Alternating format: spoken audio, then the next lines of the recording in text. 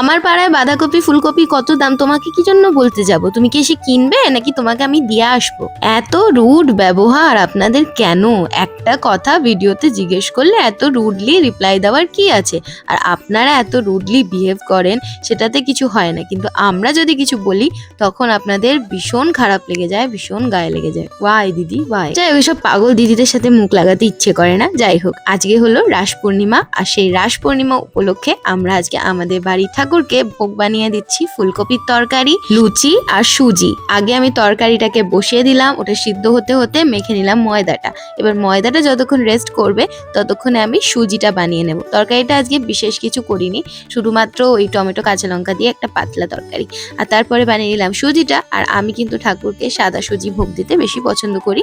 তারপর সুজি হয়ে গেল, এরপর দিয়ে দিলাম তেলের মধ্যে এক এক করে বেলে রাখা আমার ময়দাগুলো। আর কেন জানি না আজকে লুচিগুলো ভালো হয়নি অন্য দিনের তুলনায়, না আজকে আমার বানানো লুচিগুলো আমারই পছন্দ হয়নি। তোমাদের কেমন লাগে কমেন্ট করে জানাবে অবশ্যই। আর আমার ইনোসেন্ট বরকে উল্টো পাল্টা আরেকবার বলতে দেখলে না বাড়ি গিয়ে পিটিয়ে দেবো।